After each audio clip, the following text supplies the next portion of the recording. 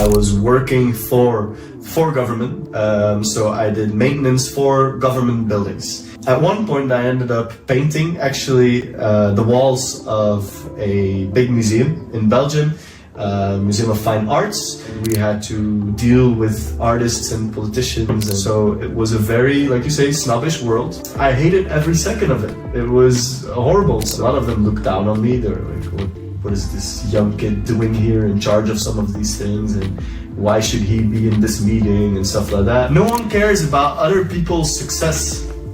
People want to see people struggle. And you can say that that's a bad thing or people should change or blah, blah, blah. It's just how we're wired. That's just the way it is. Most successful people are just as afraid as people that don't do things. The only difference is they do it afraid. That's it. From maintenance worker in one of the biggest museums in Belgium to traveling the world because of some radical decision making. From personal trainer to remote worker and co-owner of Viomatico, where they help entrepreneurs grow, self-develop and connect. And lots of lessons in that whole story to cover. And that's what we're going to do in this podcast. So stay tuned for all of those lessons, how you can learn how to connect, how you can learn how to make better decisions, and way more, I guess, but we'll come to that. Exactly. At least faster decisions. At least that's the Now we decide to go on. Exactly. That's it. So, Robin. Hey, yo. How are you doing? Back again at the Christmas tree. Christmas in February, guys. Let's go. How did you end up as a maintenance worker? So, to keep things short, or at least I'll try to keep things short, is I was not a very good student. So I basically messed up high school, or however you want to call it. I kind of stopped going to school when I was 15, 16 years old, but then at one point I decided it was probably a good idea to go back. This was when I was about 17, 18, almost 18 years old, half forced, half out of realization. Who forced you? Government forced me. One, because under 18 you have to go to school, and two, some situations made government step in, and they made that decision that for me to continue I had to go to a school, and at that point I really didn't care. I just had to get a diploma, so I decided for the type of school structure where I had to spend the least amount of time on school, so that was like part-time education, you could say. I spent 2 days in the week in school, and then I had to go work for 3 days in the week, and I chose maintenance work because it was easy. I could run around, do fun stuff, spend time at fixing things at different places, and so that's what I did. And what came next? So from there I was a maintenance worker for, I'd say, another two years more or less. I was working for government. This is the funny part. So I did maintenance for government buildings. At one point I ended up painting actually the walls of a big museum in Belgium, Museum of Fine Arts. To be clear, the walls, not art. And I was kind of, construction worker vibes. I'm a social guy, so I was being a bit cheeky with the people working there. And at one point there was a guy supervising us. I had a really cool chat with him, and I just treated him like I treat other people, making some jokes here and there. And it ended up being the director of the museum. He liked, I think, that I treated him as a human, because in the museum world they're kind of used to they're getting their ass licked, maybe. Yeah, they can be a bit snobby. Can be, exactly. Not all of them are like that. He was, for example, a really down-to-earth guy, but both of us enjoyed the banter we had together, and then he ended up getting in contact with my boss and saying like, hey, I want this guy to work for us. So I was like, okay, seems very cool. I went from doing maintenance work in government buildings to actually working behind the scenes of a museum, where instead of being the maintenance worker, I was in charge of, to keep it easy, the maintenance work that had to be done at the museum. So instead of going to paint the walls, I had to get the teams that had to paint the walls. Instead of doing big changes, I had to make sure that the artists got the teams that they needed to do some of the art that they did in the museum. If some security things had to be fixed or changed, I was in charge of that to make sure that those things got arranged as well. And I was being mentored by an older man, actually, who was gonna retire. So the idea there was for me to take his place in the museum, and I had a beautiful career ahead of me. So on paper, I had a beautiful job, because I had all of the holidays that I wanted. Like, I had over double of what normal people in Belgium get in holidays. I worked four-fifth, like I only worked 4 out of 5 days a week. I could come in whenever I wanted, I could go out whenever I wanted, as long as I did the hours that I had to do, of course. So I got paid really good amounts, especially being around 20 years old at that time. So it was great on paper. I hated every second of it. It was horrible. So why? It was not where I felt I should be at that point. So it was a very, like you say, snobbish world. I was the only person in the museum, at least behind the scenes, out of the cleaning staff and stuff, that didn't have university diploma. I was not an artsy guy, so I was working with all these university graduates, which doesn't make a big difference, but they all graduated in arts and culture and all those things, and a lot of them looked down on me. They were like, what is this young kid doing here in charge of some of these things, and why should he be in this meeting and stuff like that. Then on the other side, we had to deal with artists and politicians and people with money, and I was like, I was a 20-year-old and I didn't care about like the way that I talked and how to like make sure that I was dressed to the teeth. And so I just wanted to do my own thing, and I felt that I wasn't making a big difference. So I had a very big urge to help people. I didn't feel I was doing any of that there. So I'm curious, because you were getting mentored there by an older guy. Yeah. I think you'd be like the head of maintenance, or what was the career path? So that would have been it. So I would basically be a bit of a jack of all trades. I would be like head of maintenance, you could say, but a lot of the systems being used in the museum would be my responsibility to make sure that everything's up and running, that if there are teams working in the museum, which is at all times, to be external teams, that is, to be sure that the work was being done, that it was being done well. And there was a lot of opportunities, actually. There was a lot of variance in the job. It wasn't like this is your task and that's what you have to do. Like the fun part, at least for some people, I can imagine, is there was always something new going on, and there was always something different. And then I got like a lot of certifications in like working, not the forklifts, but the things that like go up. I don't know the English word for it. To work on heights. I got insights on some supposedly important artists, all of those things. So I can imagine for people that cared, it was a dream job. But for me, I was like, look, I don't care how much your art sells for, and I don't care how rich you are and who you know, and all of those things I didn't care for. I wanted to help people. What did you learn there?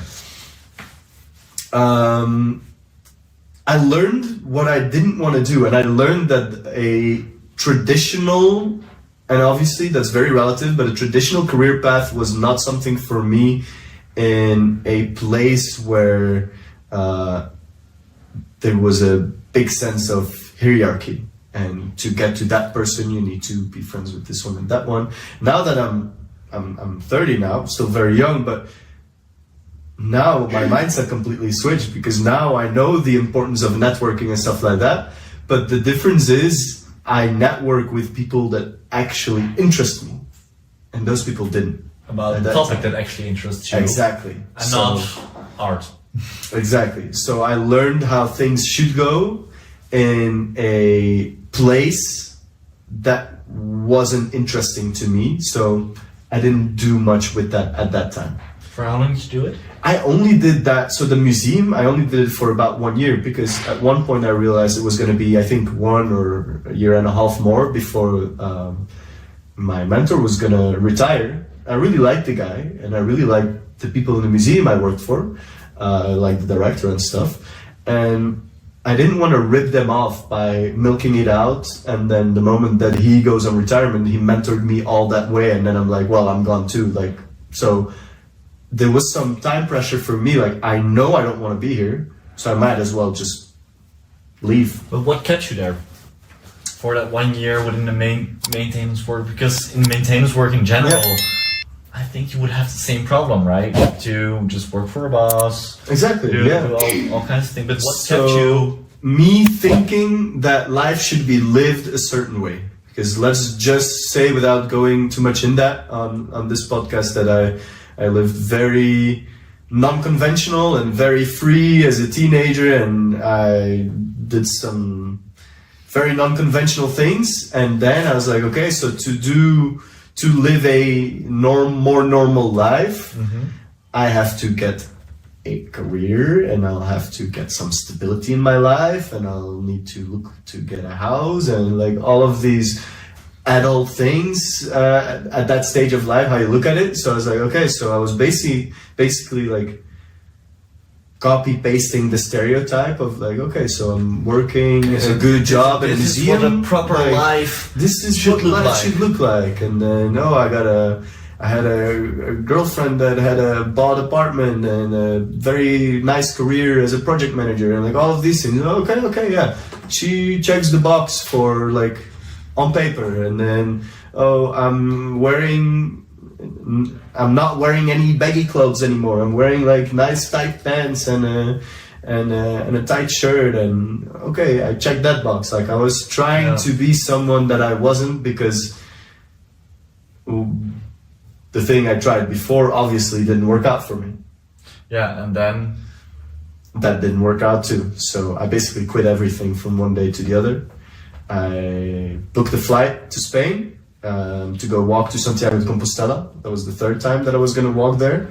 The first time was when I was 17. Was when I shifted from, like I said, my previous life. It was an organization from Belgium that gets kids and teenagers an opportunity to change their ways. If basically society has given up on them, and it's like a last chance project where they get these kind of teenagers, which I was a part of, to go for 3 months at that time when I was 17. So I did 1,800 kilometers. I walked from Malaga all the way the coast to like the bottom right, Capo de Gata of Spain, and then all the way diagonal to Santiago de Compostela, and I finished in Finisterre. So I did 3 months of walking, no contact with home, no music, no phones, none of that, and it completely changed my life because I suddenly got positive experiences. You know, like before I was a mess, and I looked like a mess, so people treat you like a mess, and then suddenly I was just a hiker with a backpack doing something inspiring to many. So people that I didn't know respected me without knowing who I was, and people felt safe around me, which was new for me, and people helped me out, gave me food for along the way, and gave me shelter and stuff like this. So it completely changed my view of the world, basically. So when I wanted to quit the museum, and at that point also the relationship I was in, and basically everything, I was like, okay, I want to quit everything, and I don't know what I want instead of it. So let me just do what worked for me in the past, and I'll just go by myself. I went for just under 50 days. I didn't know at that time because I bought a one-way ticket. And like I said, by myself. I didn't spend time on my phone. I didn't listen to music, no podcasts, nothing, just by myself. It was very social. It was very hard for me to just be by myself. So I knew that that was the right thing to do, you know, the hard thing. And then at that stage, I already started a course as a personal trainer. I did 3 years in evening education, full-time, weekends, week, like it was very intense, but out of interest, because I was working out. That was one way that I changed my ways, was positive addiction. And so I started working out a lot and got really interested in it, and I'm a nerd, so if I do something I want to do it good, so I started that course. And then when I was finally walking to Santiago, I decided like, okay, I want to do something meaningful, and I'm very interested in exercise and habits and lifestyle in general. And I'm already following this course. I almost finished it, so I might as well decide that I'm gonna do something in sports. And I said, look, from now on, when I get back from my trip, whenever that is, the only job that I'm gonna take is gonna be in sports, and I don't care where I start, as long as it's in sports and I have the feeling that I'm doing something meaningful. So it was a big step back in finances and all of those things, but I had a purpose. I had an intention, so I didn't care that I was making less and getting less holidays. I didn't care about that at all. I just wanted to shape a life where I felt I was doing meaningful things and where I had the opportunity to develop myself. Because that's what you are as a coach. I always say you're basically getting paid to keep learning. That's what people get a coach for. Because you can learn everything on the internet, but people get a personal trainer because they don't want to spend the time on the internet or in courses or whatever to learn all those things. So you pay me and I'll spend that money on courses so I can keep learning, and I'll teach you those things. I'll boil it down. So I think in general, it's a pretty broad perspective to have, but like, I got kicked out of school, so I'm not like really that big in school. Like I did the extended version of high school, that was theater school, lots of fun. Then theater was a big passion, still love the art. People were annoying, but art scene, snobby, you get the point. Kind of the same there. Yeah, I mean, but still, at least you were in a place that you enjoyed. So I enjoyed it. I really love to hear that. That was not the point I wanted to make. The point I wanted to make is that if you get a job at a certain point, instead of doing school, depending on the job, you literally get paid to learn. Yeah. That's dope, right? And that's crazy, because that's a question I get. Even you asked me this, like, how in the hell did you get here? Because you're so young and then doing all the things that you do. And when you said it reminds me, like, oh wait, I just got a job and started as a freelancer and learned by doing. And especially sales is then you do a lot. So exactly. And now I only do more, but that's fine. And then again, you learn by doing instead of just the traditional way. And people pay, to come back to your point, to get your knowledge. Yeah. People pay for you to learn. Yeah. That's a really nice concept. Yes, I think it's beautiful. Like for me, and then I'm sure we're going to go into that, but that's also how I shifted into all of the other things that I'm doing now. Is like, so my first intention was I want to do something meaningful where I can help people. And a lot of people, they find something that they love. That's great if they do. And then they start to identify themselves with that. Then they're like, now I'm a personal trainer. But the problem with identifying with something so specific is that you're not giving yourself room to develop as you grow as a person. And for me, I always said, I want to be a teacher. And at that stage, and now still, by the way, it's through sports, but from sports, it moved into mentoring. So coaching coaches, and from coaching coaches, it moved into we'll dive into that. We'll dive into that, that part but later. How just that being a development, teacher. Yeah, that's it. That developed in a really nice way in your journey as well. But we dive into that a bit later in the podcast. Because at some point, when you started in the gym world, you had a really unique approach, I would say, in doing that. Can we dive a bit deeper into that? Sure. So I came back, let's go back to Santiago. So I came back from Spain. I went back to, I was going to say unfortunately, but things happen for a reason. It's always easy to connect the dot afterwards, but I went back to that girl that I left, stability and stuff like that. And then within 2 weeks of being back, I already had a job at a gym. So I made my decision and I just was willing to work anywhere as long as it had to do with sports. So I went in, and I never went into interviews with the idea that people needed me. It was always, or that I needed people. I always went in with the idea like, I'm coming and you're gonna take me. Like, that's it. Like, I'm walking in here, and if I want to work here, it's up to me to decide. Very arrogant as a teenager, but it worked. So I walked in, I said like, hey, I want to work here. Can I start? And they were immediately like, oh, okay, yeah, good. So you can start immediately. Same day or? No, like a couple days later. I think, yeah, less than a week later, I started.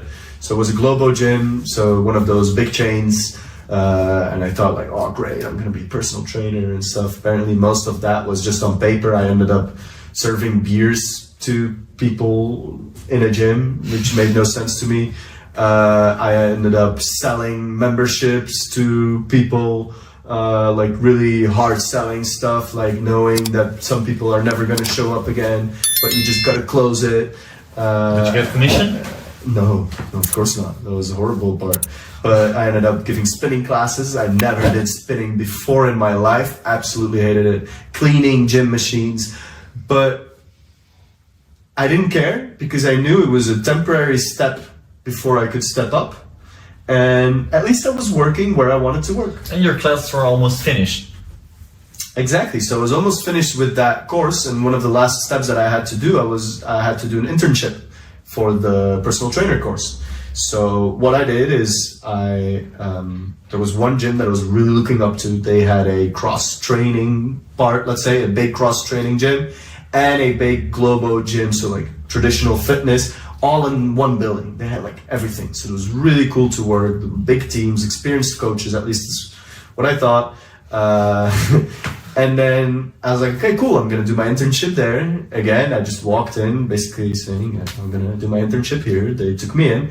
And very early, I had to do 40 hours. Very early into my internship, I started hearing things that someone was gonna lose their job. So what I did was I positioned myself to be the one to get that job, because I was like, I wanna leave one place, I wanna come to that one. So they were really not paying attention to their interns. It was just like, you show up and yeah, you do your thing, whatever. But they weren't tracking how many hours I was spending there. So my 40 hours were over for a long time, I think, until I spent over 200 hours there. But after my internship was officially over, I just kept showing up every day, like it was another internship day, just like it was my job already. And I started to take over as much of the work from the other coaches that I could, that I knew that they didn't like to do. But that was unpaid. Yeah, it was unpaid. Yeah, but I didn't care. I wanted to work in the gym. Someone was getting fired. I had time. So I was like, let me just show up, get a good, a good angle with the coaches, make sure that they at least appreciate me. They didn't have to like me, but appreciate me for the work that I did for them. Have some good chats, be genuine, of course, but knowing that the moment that person got fired, the other coaches, so I went for the job, and the other coaches, because I've done so much work for them at that point, all vouched for me, because it was like, this guy keeps showing up and he's doing our work, he's a really cool guy, so you should take him. So naturally, I got the job over other people they'd never seen before, I was already working there for quite a while. They trusted you. Yeah, they trusted me. So that was basically how I got my way into that gym. I worked there for, I can say 4 or 5 years, maybe a bit longer.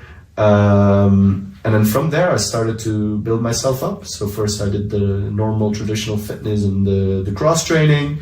I saw that most of their coaches doing the cross training were really not even interested in it, but they had this beautiful space. The classes were going good. There were a lot of general, like, people that kept showing up and stuff. And I was like, there's so much that can be improved. So I already did CrossFit at that point in another gym as well.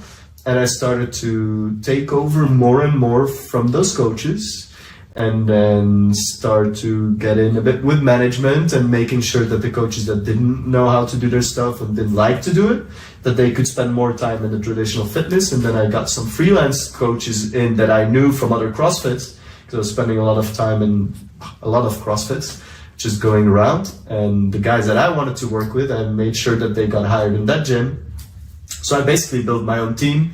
I did the programming for all the classes, and I got to build a lot of very valuable skills and put myself in a position of authority without the years of experience that for most people it takes to become a head coach somewhere, or all of those things. I just saw the opportunity. What skills did you got? Sorry? What skills did you got?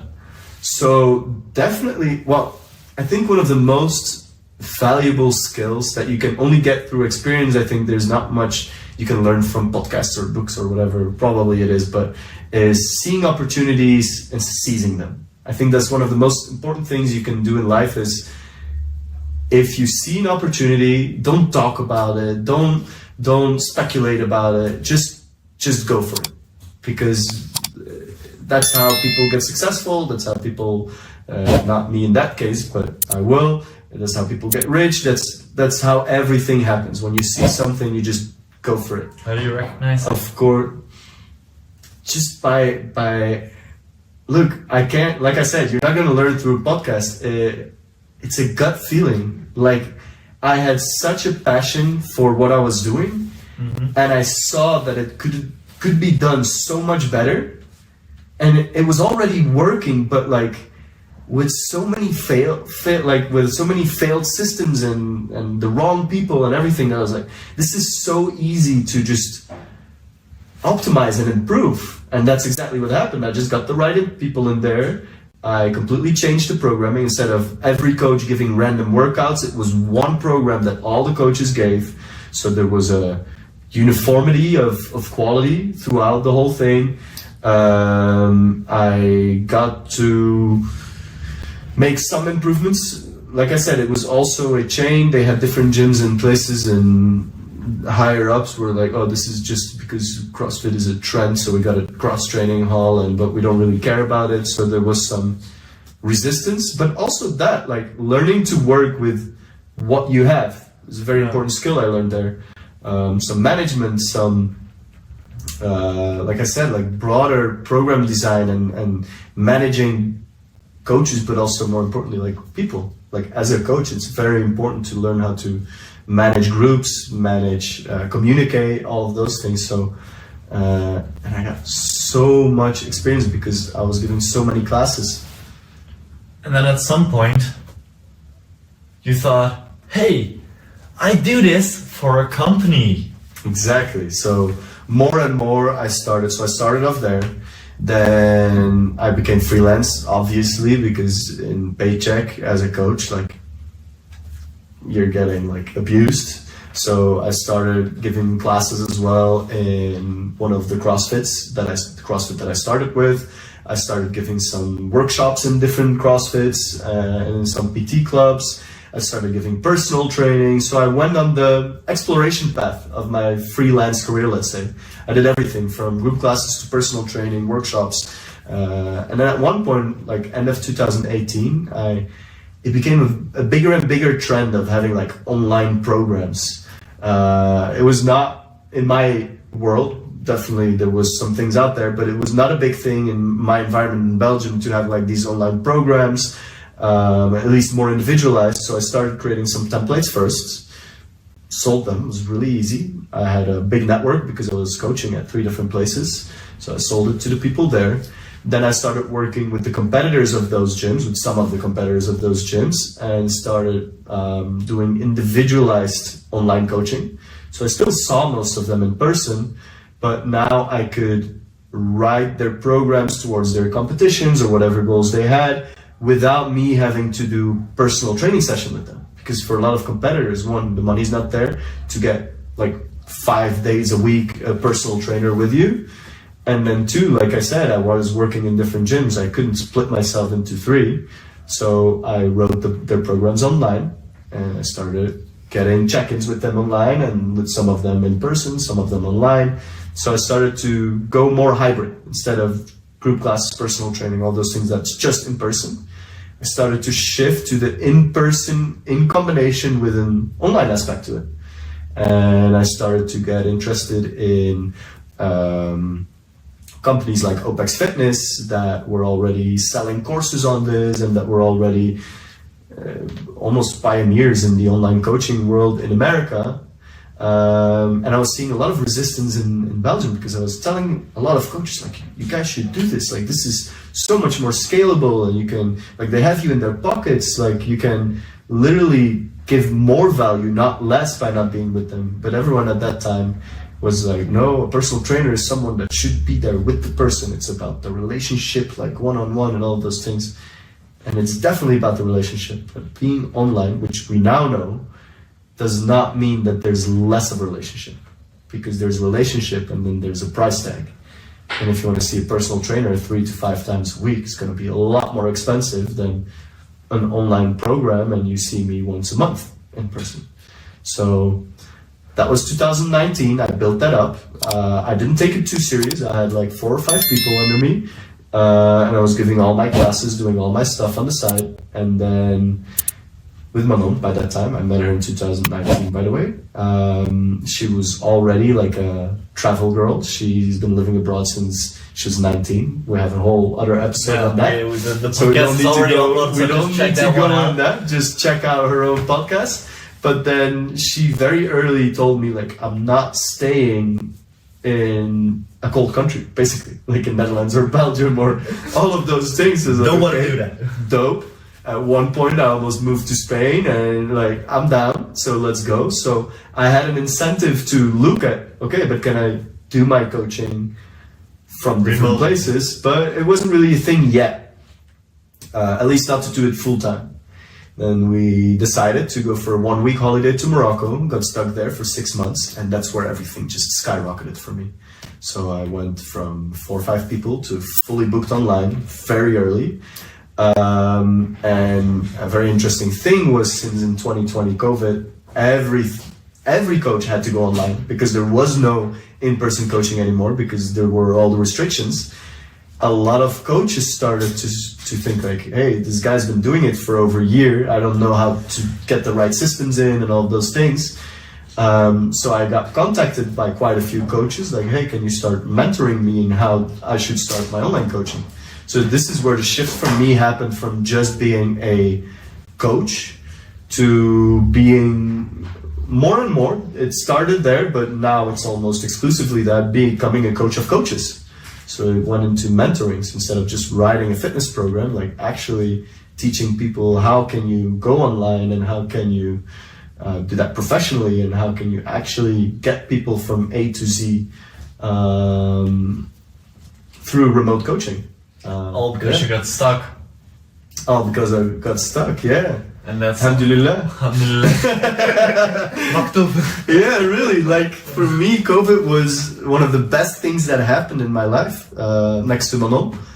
I'm super grateful for it. Still, every day. It was super scary, but it was for everyone in the beginning. But also check out the other podcast for Manon as well. That's when she started the YouTube. Exactly. That's when the first ideas came in. Yeah. As Dutch and Belgian travelers stuck in Morocco. Look, we got pushed into a corner where we were forced to be creative, and then we could sit on the couch and do nothing, or we could do something with it, and it worked out. Again, like I said, we saw an opportunity and both of us seized it. She built at that time, very successful YouTube channel.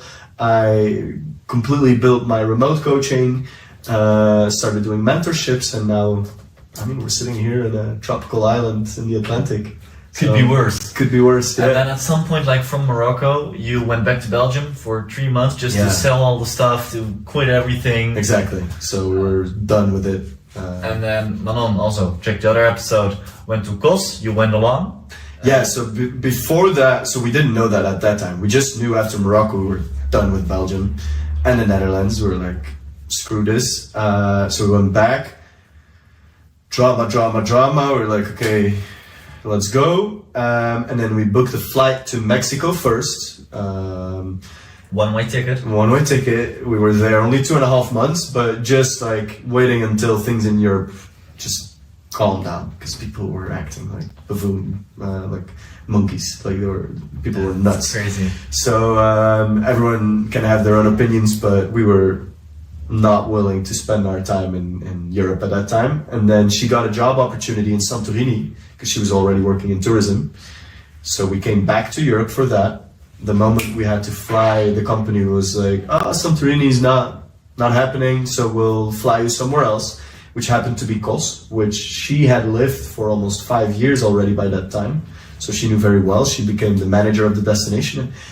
And like I said, at that time in Morocco, I built everything so well that I was just like, I don't care where we go.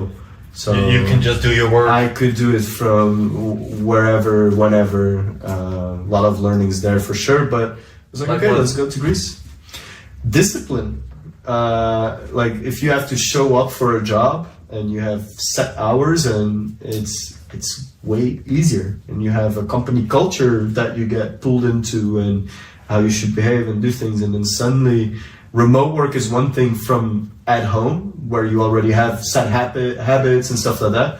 But if that's my experience, and remote working and nomading, like no set home base and you're always traveling, and I lived it. Like I was spending my times in beach clubs, and then I was traveling to all these places. Like 2021 was great because they were still telling everyone that you couldn't fly, but everything was open, so I was flying everywhere for super cheap. But it was a very big learning curve for me to balance out this new lifestyle where everything was shiny and I can go wherever I want and work whenever I want, to making sure the work actually gets done at the highest quality, because that's what my clients deserve. How did you do that? Learning, prioritizing, knowing that in the end it's my coaching is where my passion lays, because like I said, it's what gives me meaning is to help others, and also knowing that this is what pays my lifestyle. So if I'm gonna give my clients less of a quality, that's gonna backlash to me getting less clients and a worse name, which you don't want. But also, like, the lifestyle is great, but it wouldn't mean anything without that part of doing what I love. So I just learned how to prioritize my coaching and my work and building those things, and then live the lifestyle around that. Which, I'm gonna be honest, in the beginning was hard, like especially in Mexico, those 2.5 months. Like, oh my God, we came from like full lockdowns and stuff, and suddenly we were at these beach parties and everything was happening, and you could go wherever you want. So that by itself was already a shock, going from complete lockup to completely free. And then, okay, I still need to do all my work. So I definitely could have done a lot of things better.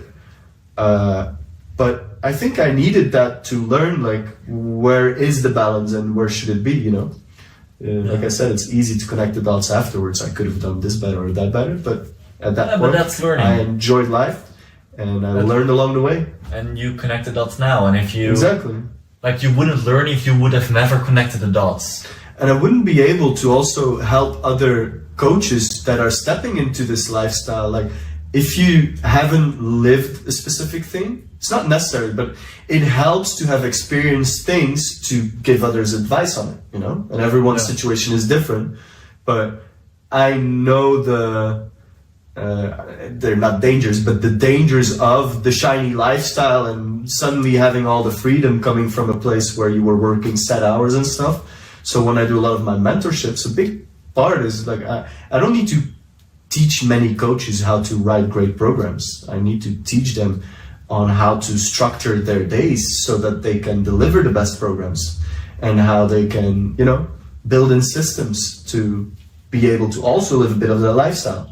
So I'm happy I got those experiences. Yeah. Because it taught me many where the things. flaws are. Exactly. Yeah. And then from Kos, first Mexico, then to Kos. Yeah. And then we saw an Instagram video of an island in the Atlantic that we thought was Hawaii, but it apparently was a Portuguese island called Madeira, and we had no clue.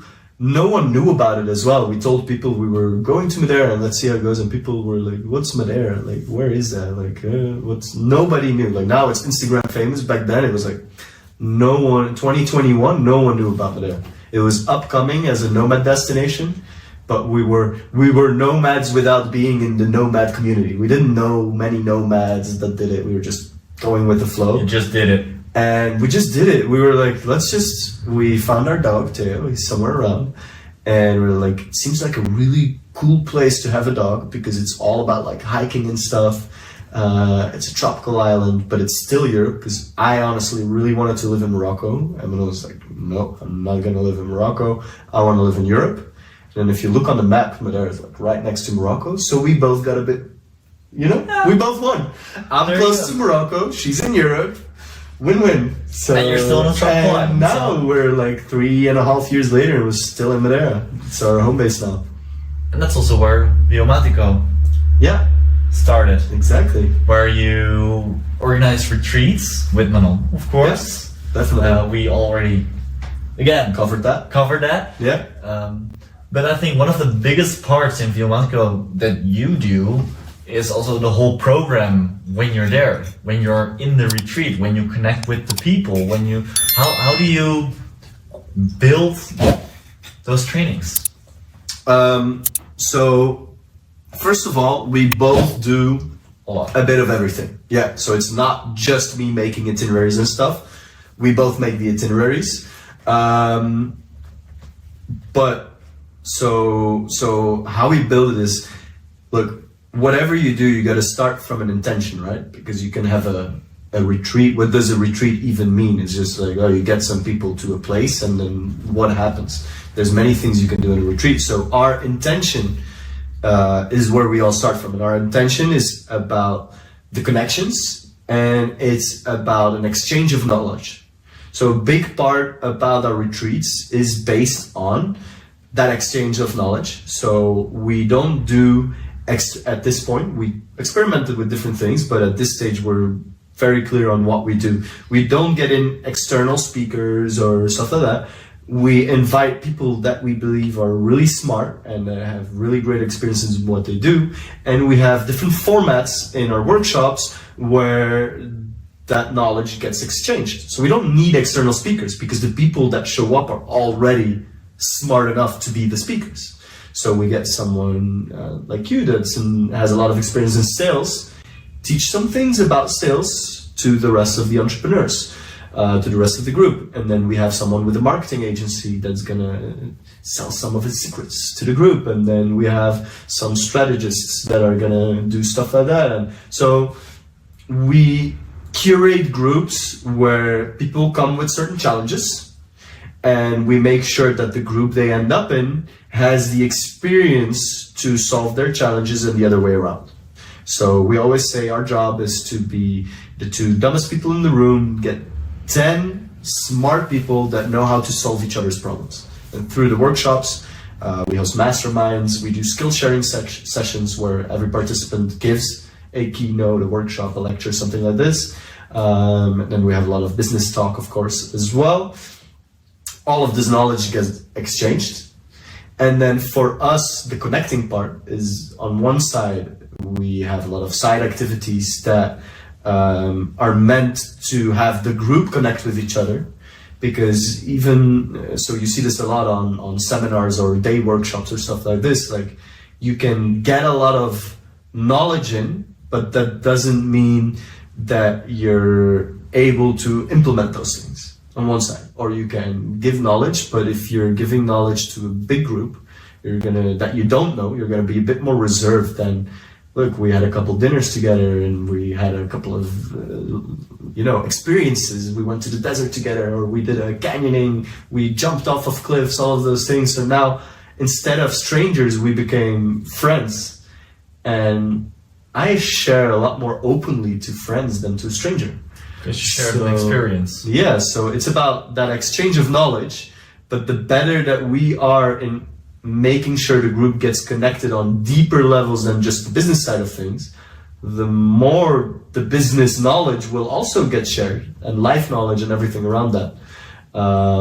We also saw an opportunity in retreats. When you say to people, we do retreats, everyone's like, oh, so like yoga, spirituality and all of these things, that's a stereotype. So we're like, okay, that's not really what we do. And we said workations. Workations is, oh, so you're going to work for a week. So that's not really it. So we saw that there wasn't really a concept from what we found that combined business with performance, in a sense that there's gym sessions, there's leisure activities, but they're active, they're performance-based. If we're in Tahazout in Morocco, yeah, we'll go for a surf session and we'll do some cliff jumping. And if we're in Madeira, we're going for like a proper hike and we're going to the gym. And if we're in Marrakesh, we're gonna go like to the Atlas Mountains and go up, like climb a mountain and do stuff like that. So we're very active people ourselves. And if you say entrepreneurs, yeah, that's just someone that has a business or wants to grow businesses. There's many types of entrepreneurs. So we decided that we want to niche down in the kind of entrepreneurs that want to grow their businesses, but also love to have an active lifestyle. They love performance, they're driven, they're passionate, because those things go hand in hand. Of course, with my background in coaching, it's easier for me to attract those things as well. I have a very big mission as well to see coaches succeed, because it's a job where people just expect coaches to work for free. It's like, oh, you make a minimum wage, but at least you're happy in what you're doing. But then the best coaches great coaches get forced into looking for other jobs, because now I want to build a family or buy a house and it's not a sustainable job, so I have to get a real job, stuff like that. As long as coaches don't make at least the same as doctors, I'm like, my mission's not over yet. So changing the landscape of how coaches can build sustainable lives and keep helping more people. It's like a first layer of defense. What did it like with all the retreats you already did, with all the coaches that you've helped along the way, with all the experiences that you've got within the whole journey so far? What are some key points that it brought you? So this is a very good question. So first of all, it's not coaches retreats. It's business retreats. We have founders and freelancers of all different types of industries. We bring them together. We don't focus on just remote. We don't focus on just brick and mortar. We believe that the meta learnings are super valuable and very overlooked, because as a sales guy, chances that you're going to talk to someone with a wine brand or a construction company are slimmer than just talking to sales guys. But sales guys talking to sales guys, at one point it becomes like a repetition of you guys say the same things, think the same way, and it becomes limiting in solving problems, because everyone in the industry solves it that way. So that's how I'm going to solve my stuff. Whereas someone from a different industry has the same issues, because so one of the learnings that I have is almost everyone has the same issues. Like this, it's whatever industry you're in, you'll have the same problem as any other business owner. Like there's some specific things, but in general, everyone needs to make more money, make it easier to do things, so scale and automate and all of those things, and get more people and get better at marketing, all of those things. Like there's very little differences in the issues that people experience on a meta level. So that's one thing. Another very big learning is everyone's afraid. So we've had people participate that just started their businesses, and we've had people that have exited multiple companies. All of them are still afraid. Sure, you grow some calluses, like people that have grown multiple businesses or are very experienced in what they do. They make decisions quicker in general, but that doesn't mean that they're not afraid to make a lot of the decisions. So instead of teaching people to not be afraid, is like, it's very heartwarming almost to see that at any stage people have imposter syndrome, and at any stage people are just afraid to take that next step. And then the beauty of bringing these people of different industries and levels together is like, everyone thinks they're isolated in that feeling, like, oh, I'm so afraid, but everyone around me looks so bold and they make decisions so easily and they're so cool. And then you get a place where they can actually connect and they open up to each other. And people are like, oh, wait, what? I was so intimidated when I saw you on the guest list. I was like, oh, this guy has so much more experience than me, but you're also afraid? Oh, okay, so it's actually okay to be afraid.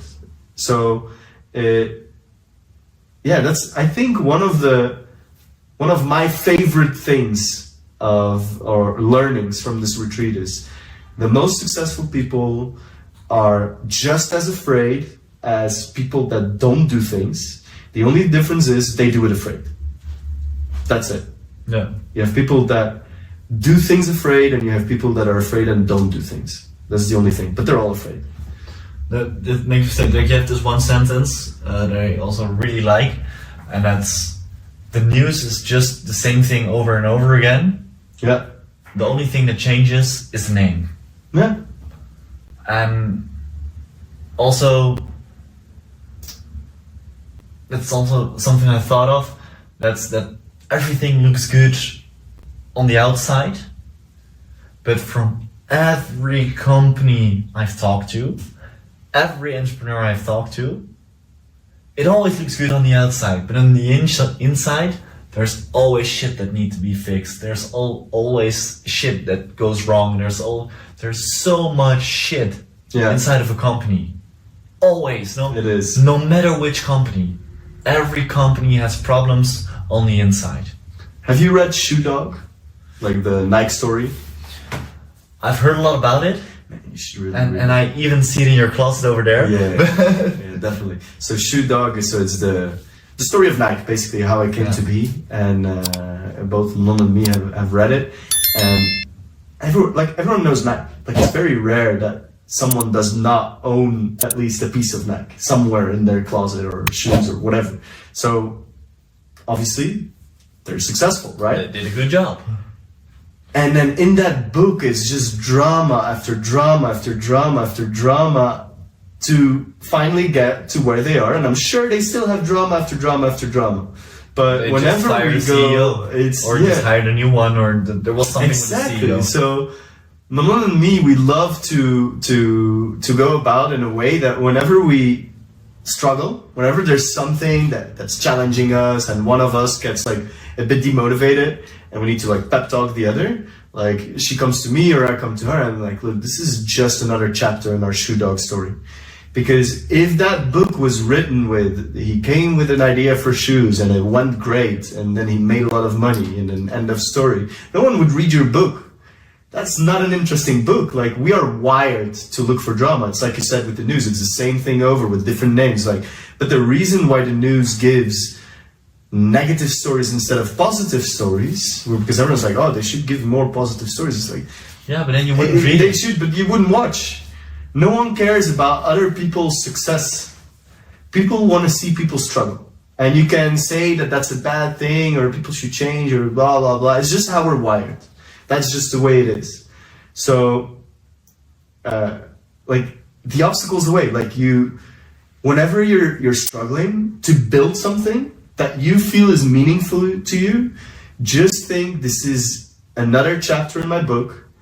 And if there wasn't any struggle, no one would read it. It wouldn't be an interesting story. And it's not about no one would read it about the others, but like for yourself, like, if I look back on my life later, like, I'm gonna remember the things that I struggled to get.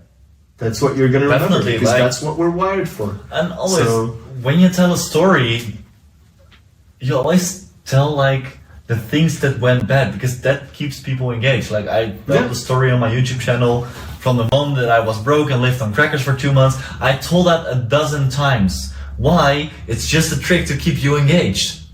Just, that's it.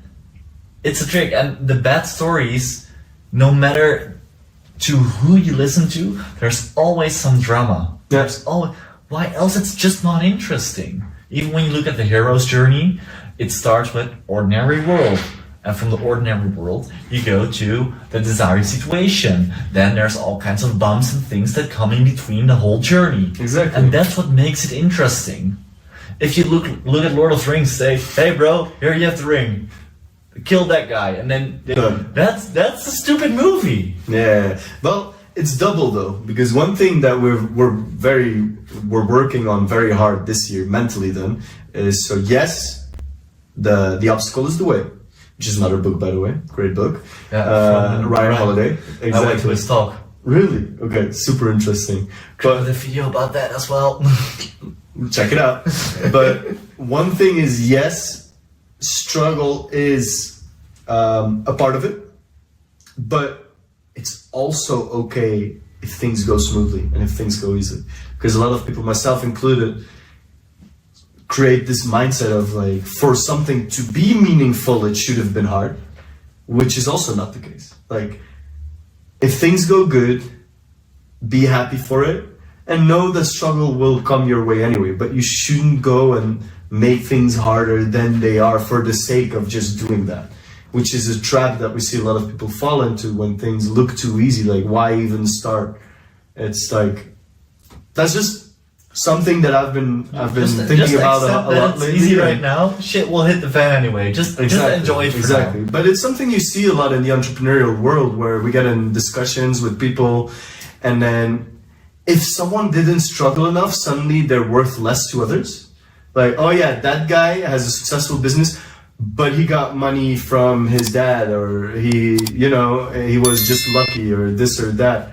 And it's something I think is very sad, because yes, we get engaged by challenge, but also like, good on him.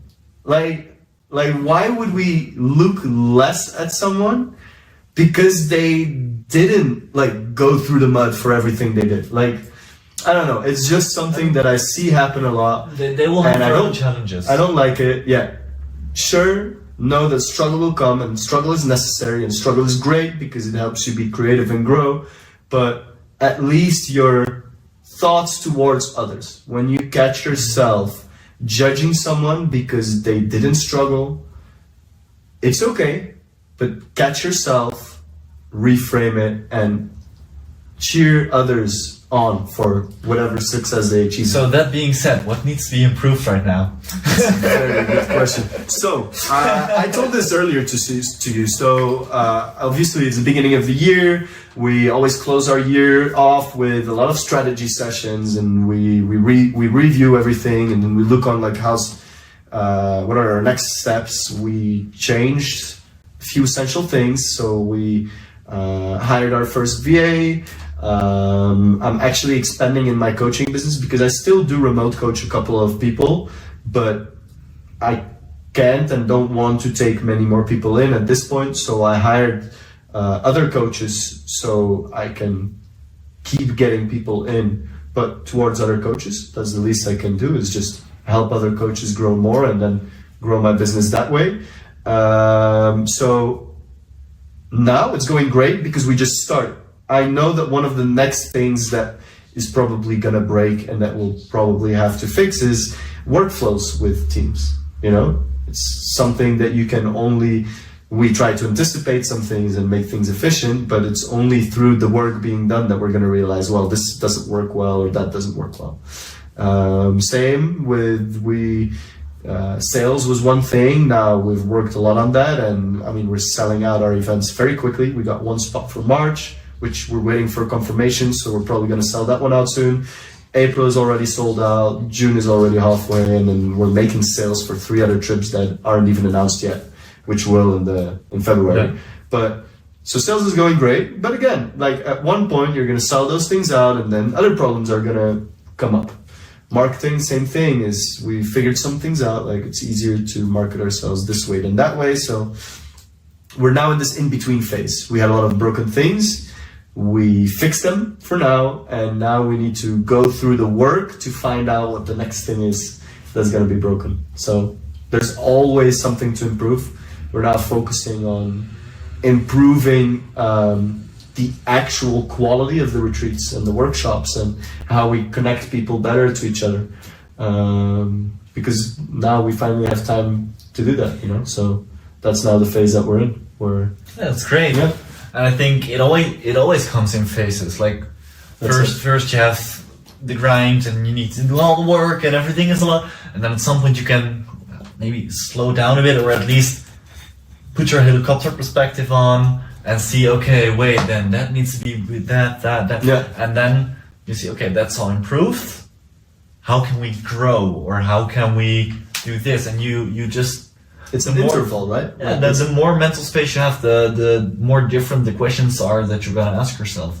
Yeah, exactly. Well, difficult, you grow, and then something, if I'm now going to look at some questions where we're not at yet in our business, they might seem like, whoa, those are huge questions to solve. But as we grow towards those questions, like, you always get to solve the things you're ready for at that stage. Yeah. Then I have one last question, because I know we've talked about last time I was here. Okay. We did the podcast with Manon. One thing that I really like between you and you see you communicate with each other is how you work together. Yeah, thank you. What, I appreciate that. What makes that so good? Like, what are the things that optimize your work relation right now? It's a very good question. So I'm going to be super clear. You see like a little part, right? So yes, we communicate amazingly at times. Also, we are two ovens. We are fire and fire. So that can cause some explosions. But the core of that is we are super direct with each other. We don't let things take long. Like if we're in an argument, we solve that argument. Maybe not in the most productive way or all of that. Sure, there's a lot of things communication-wise that we can improve, but we don't go to bed angry at each other. We don't go to bed with unsolved things. Like when something comes up, we take action.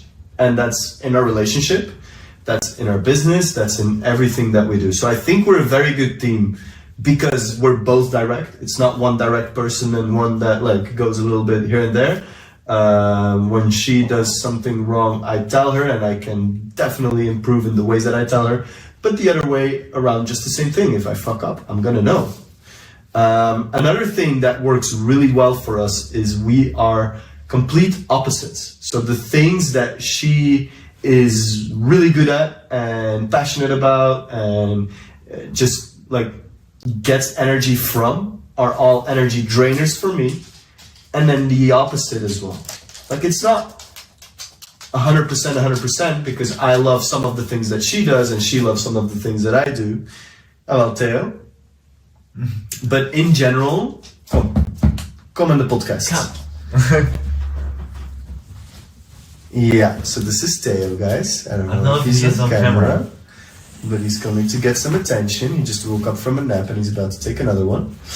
But to give you an example, Manon is an absolute genius, crazy scientist when it comes to systems and operations, and like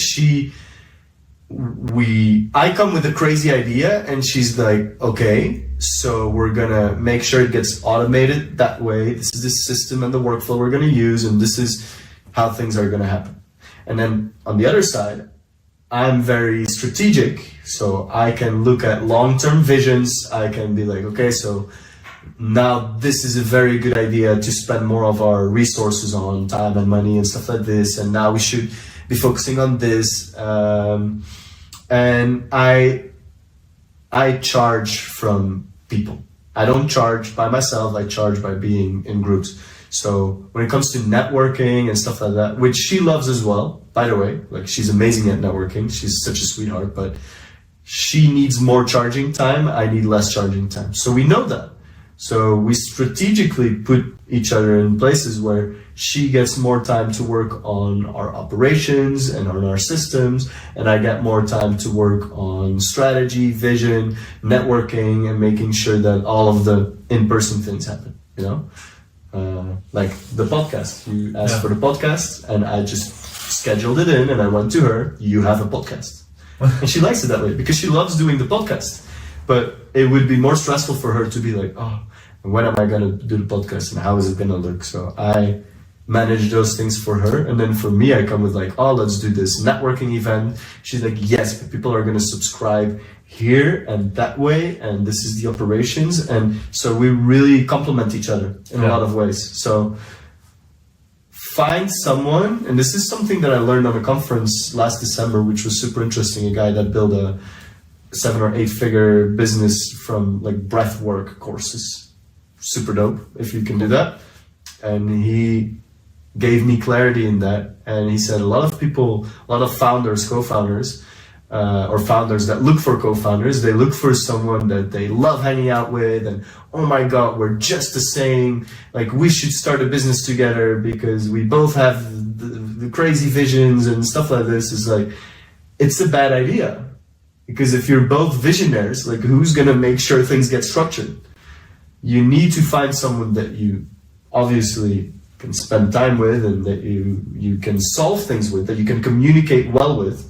Liking is maybe even less of a thing. You need to make sure you can communicate well, and you need to make sure that each of you fill in each other's gaps. And I think that's the secret to being great co-founders. And we're super lucky because we were already in a relationship before we started the business, so I didn't have to look far from my helps with your communication as well. I see that with Fabio right now as well. Exactly, because we've been best friends for over the past 8 years. But it just wasn't the right timing to start and do things. Yeah. But I think he's like more my Manon. I see that. Yeah. And I'm the energetic network. He is really good with people. Like he is. Yeah. He can talk to anybody about everything. No matter the class, no matter where they are from. He can say, hello, how are you? In like almost fucking every language you can think of. Like it's dope. Like, yeah, he is crazy with first introductions, and like he's really good with people, Fabio, as well. Yeah, it's not one for one. It's not like, one, I charge more from people, so you shouldn't spend time with people, or you're not social, or like Manon is super social. Like, don't get me wrong, and it's not like I never do anything when it comes down to systems or operations, or like I do some of the stuff that she's naturally better at, and the other way around, because when you're with two, you still both have to do most of the things. You're just with two. When it comes to, for us at least, when we decided to make her the final decision maker on these topics, and I'm the final decision maker on my topics, then it's not who does what, it's just when there's a discussion, and it's about, are we going to use the system or not?